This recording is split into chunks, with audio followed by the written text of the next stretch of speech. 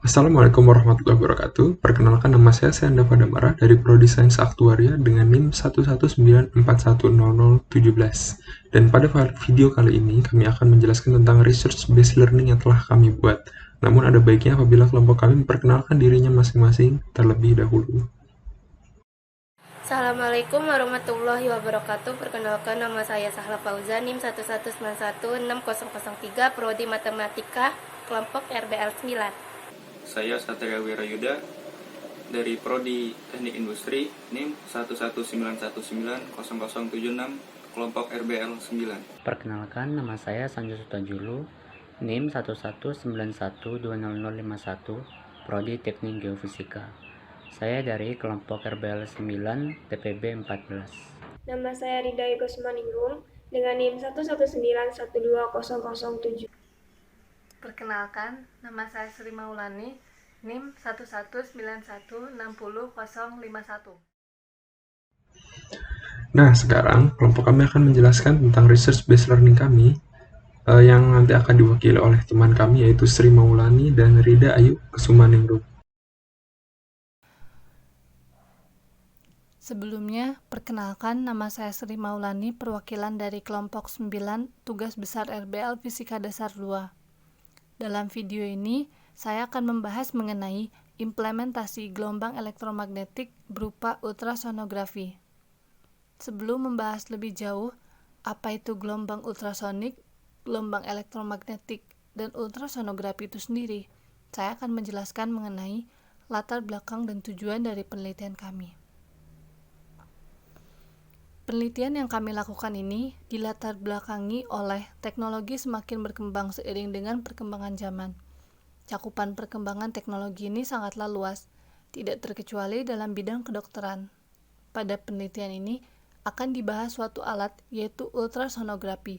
Alat ini menggunakan prinsip gelombang elektromagnetik.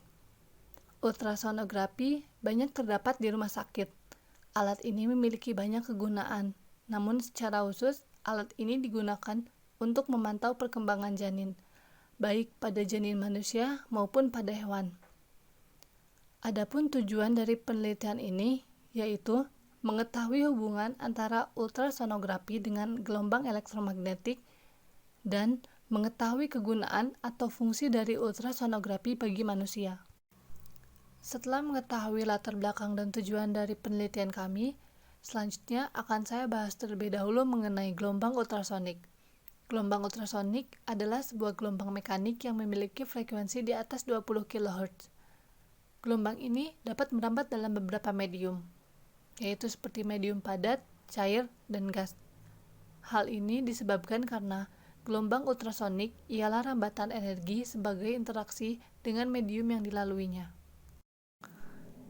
Perlu diketahui, gelombang ultrasonik memiliki beberapa karakteristik. Perambatan gelombang ultrasonik dalam medium disebabkan oleh getaran bolak-balik partikel melewati titik keseimbangan searah dengan arah rambat gelombangnya. Maka, gelombang bunyi lebih dikenal dengan gelombang longitudinal. Gelombang ultrasonik merupakan gelombang suara dengan frekuensi di atas 20 kHz. Frekuensi ultrasonik yang digunakan untuk diagnosis berkisar 1-10 MHz. Jika gelombang ultrasonik merambat dalam suatu medium, maka partikel medium mengalami perpindahan energi. Selain itu, gelombang ultrasonik memiliki sifat memantul, diteruskan, dan diserap oleh suatu medium. Sifat inilah yang menyebabkan besarnya energi gelombang ultrasonik yang dimiliki partikel medium adalah jumlah energi potensial dan energi kinetik. Sehingga interaksi gelombang ultrasonik dengan jaringan mempengaruhi sinyal yang diterima oleh receiver. Ketika gelombang ultrasonik melalui dua medium yang berbeda dengan sudut tertentu, maka gelombang ultrasonik mengalami refraksi atau perubahan arah gelombang ultrasonik yang ditransmisikan pada batas antara medium yang berbeda. Di atas berkas, gelombang tidak tegak lurus terhadap batas jaringan. Selanjutnya yaitu gelombang elektromagnetik.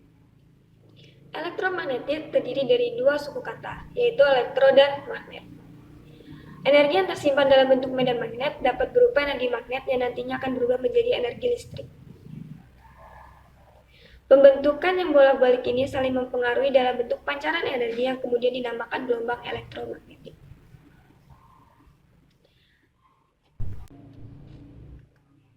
Selanjutnya itu ultrasonografi, yang biasa kita kenal dengan USG. Merupakan alat untuk mendiagnosa sesuatu di dalam tubuh manusia ataupun hewan dengan menggunakan gelombang suara dengan frekuensi yang cukup tinggi, yaitu berkisar di atas 20.000 Hz. Alat ini digunakan untuk menghasilkan gambaran struktur organ dalam tubuh manusia. Seseorang dapat mendengar gelombang suara mulai dari 20 Hz sampai 20.000 Hz. Ultrasonografi sendiri merupakan sebuah implementasi dari ilmu fisika yang khususnya pada bidang elektromagnetika. Yang biasa kita ketahui, ultrasonografi atau USG biasa digunakan untuk mendeteksi kehamilan atau untuk melihat organ-organ bagian dalam manusia maupun hewan.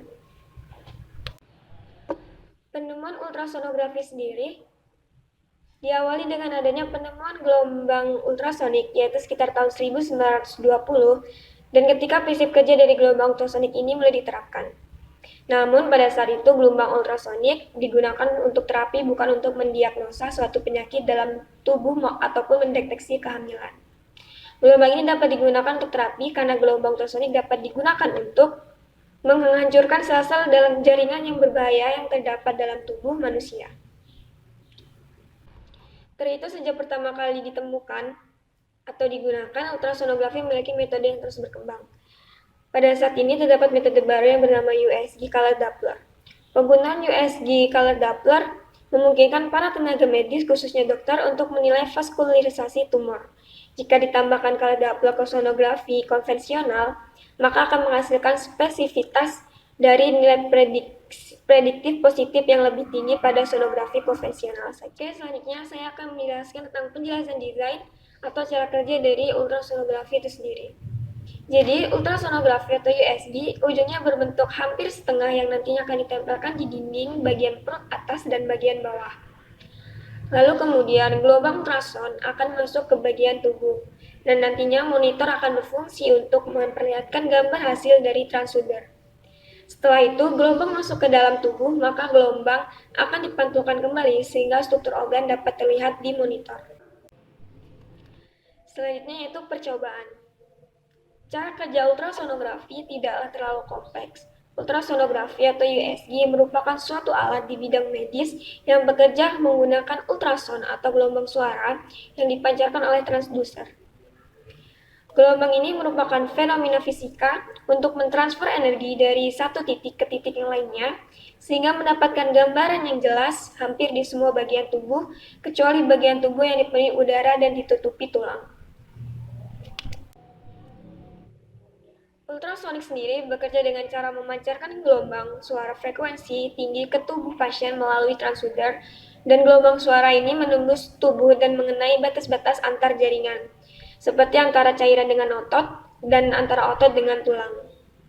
Sebagian gelombang suara ini dipantulkan kembali ke transducer, sebagai lain untuk menembus bagian tubuh lainnya sampai kemudian juga dipantulkan.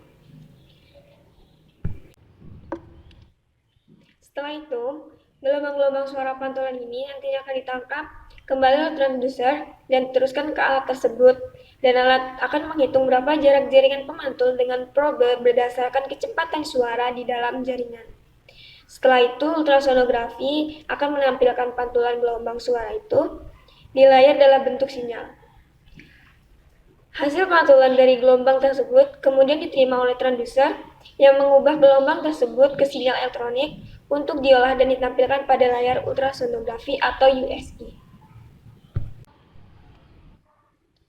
Jadi, pada penelitian kali ini dapat ditarik kesimpulan. Yang pertama, ultrasonografi atau USG memiliki hubungan terhadap gelombang elektromagnetik karena ultrasonografi menggunakan gelombang ultrasonik, di mana gelombang ultrasonik merupakan bagian dari gelombang elektromagnetik. Yang kedua, ultrasonografi digunakan untuk keperluan medis sebagai pendeteksi tumor atau kanker dan juga melihat perkembangan dari janin bayi. Demikianlah presentasi dari kelompok kami. Apabila ada salah kata, mohon maaf.